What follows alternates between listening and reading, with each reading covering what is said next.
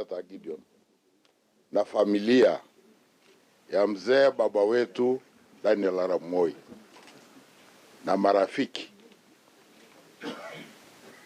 naomba kuambieni pole kwa hayo ambayo yametokea, lakini mjue hivi, mzee ni kulala amelala, na amelala akiwa ametimiza yale ambayo binadamu anaweza kutimisha ulimwenguni. Alishikilia Kenya miaka mingi,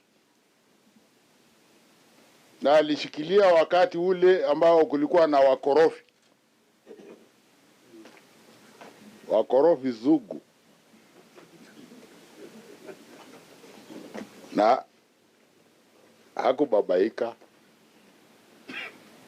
Na ulizeni mimi, kwa sababu wakati multiparty ilipotokea mara ya kwanza, speaker wa kwanza wa multiparty ilikuwa mimi. Sijui kama Lazarus ulikuweko.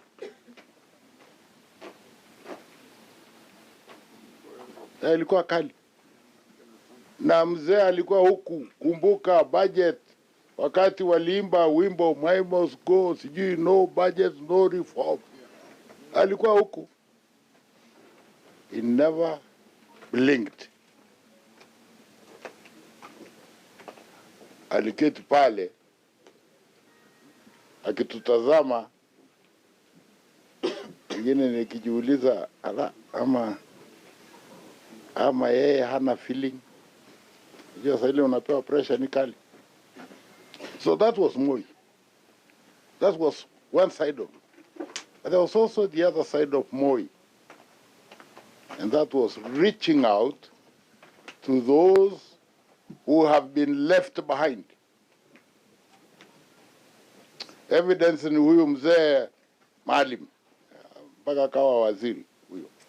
Nani alikuwa anafikiri Msomali atakuwa waziri wakati ule? Nani? Walikuwa wanaitwa mashifta, sio wa Kenya. But there he was.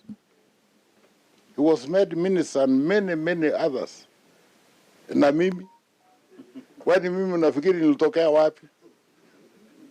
Kwa sababu mimi nilikuwa wakili tu mdogo kule Nyeri. Natetea wale wakulima wa land buying companies. Kule kotini iko corrupt. Administration iko corrupt. Kila mahali unakosa baadhi ya kufanya. Nashindwa kama wakili nitafanya nini? Alafu kwa some kind of daring nikaandika memorandum kwa President Moi ambayo maisha yangu sijamkuta. So nikaandika tu ya kwamba imekuwa shida kuwasaidia wananchi wanyonge. That time watu wa Nyeri walikuwa naenda kununua mashamba Laikipia. Na unanunua shamba imejaa ng'ombe, iko kila kitu, manyumba, nini. Directors wanaviaka yote. Ukiwa na bahati utapata eka 2 baadaye. But there was no place to go to. You can't go to court. It will take forever. Hata leo, wenda kotini, you may not see the judgment in your lifetime. Ama? So when I wrote that letter, I didn't even expect it ever to go to Moi. But I wrote it nevertheless.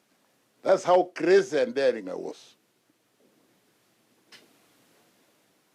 But yes, he did see it. And yes, he listened to what we said. He sent the police to come and pick me and take me to Eldoret. I thought I was under arrest. Because he wanted me to explain what the problem was and how it could be sorted out. For the land buying companies, mainly they were from Central Province. So anybody who said Moi didn't care about those guys from Central Province needs the bonnet to be opened and checked.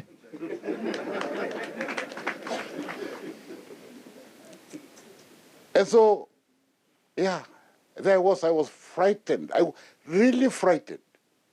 Nimezungumza zaidi ama? Nikatishe. I was truly frightened. Because in my lifetime, I've never been near a minister. Forget about a president. Sijui kama mheshimiwa senator wako shafika pale naitwa Doldol. Huko hakuna samani, hakuna kitu huko, msituni tu. Hata huyu kijana anatoka huko. Wewe unajua huko umekuja. But you know, then it was nothing. It was for a second country. And I was frightened. But you know, I got in touch with the most humble human being on earth. He put me very easily at ease. And he wasn't in a hurry even to ask me what was the problem. He ensured that I was at peace first. And finally he asked me what was the problem. And he listened very keenly. I don't think there is any keener listener in Kenya today like former President Moi, President Moi. I don't think there's a keener listener. Somebody who will never interrupt you when you are talking. Even if you are talking stupidity, he would still listen to you.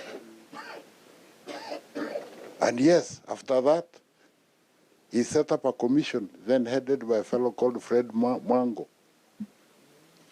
to take care of the problems associated with land buying in central Kenya, particularly Laikipia and Nyeri. And those human beings were better for it. And there he was. That was him. Yeah. And when I finally got into politics, kuta Mzee Moi muko na wengine, najua mimi sikuenda backbench. Sikuenda backbench. On the first entry to parliament, nikawa assistant minister. And guess what?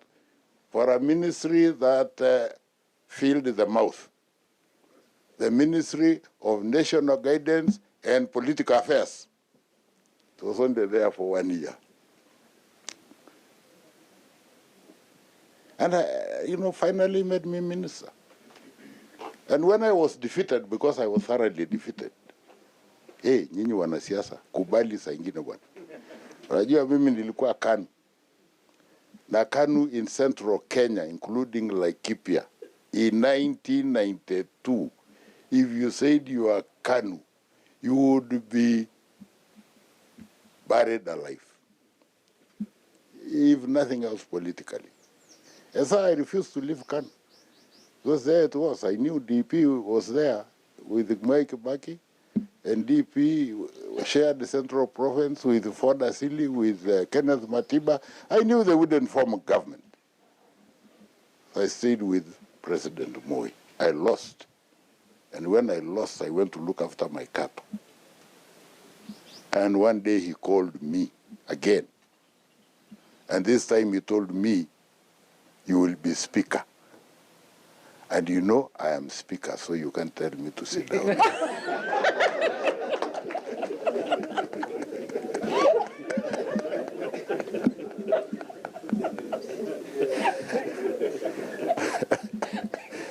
And the only thing I could say is say, yes, sir. Nothing else. I didn't know what speakership would be. And there is no college of speakers. And yeah, so when I became speaker, I had to pay the debt. And the debt was the trust he bestowed on me. And so everybody, you must pay your debt.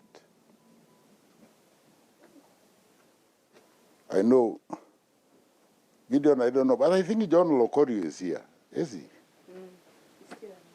Yeah.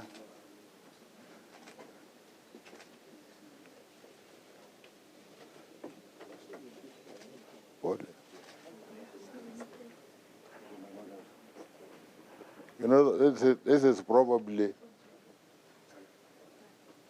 the last time I'm going to speak in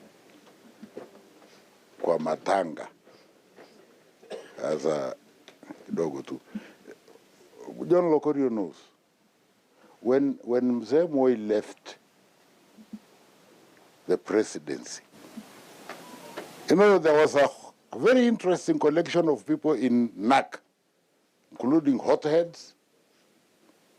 Sorry, lakini kweli, very naive people, and some of them absolutely filled with spite. And so they said they want to remove President Moi from here, evict, because this was the house of the vice president. Maybe they wanted to bring Wamalwa Kijana. And so John called me to Lokorio, and I went to see President Mwai Kibaki, and please acknowledge that to him. And he graciously not only stopped that madness, but as agreed, gave the title to Mzee. And he deserved 8. And it could only be him who couldn't have transferred to himself when he was president for so long. That was he. Alale vyema mzee wetu. Alale vyema mzee wetu.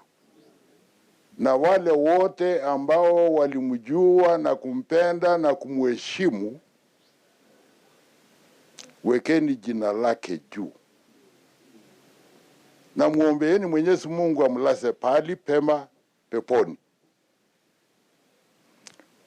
Nawe Gideon, si walisema tu mtoto ya simba ni simba? Ama walisemaje kwenu? Na wewe uwe simba kwa sababu simba mwenyewe amelala. Uwe simba na wewe pia. Sitaki kuingilia siasa, siku ile mtamaliza mazishi. Siasa itakuwa na wakati wake. Poleni sana. Na marafiki wetu wengi tulifanya nao kazi wako hapa.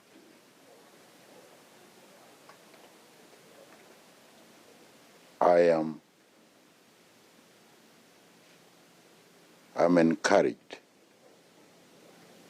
that we all can rally together and come, mourn together, reminisce together, encourage one another, and above all, pray for the family. Thank you very much. Naomba msamaha kwa kuchukua wakati huo, lakini nimekataa kusema order. Nitasema wakati ingine. Order. Asante. Asante sana. Unajua, when wise men are talking, just take care. When wise men are talking, sometimes it becomes a bit difficult. Thank you sana, Speaker. And then I'm again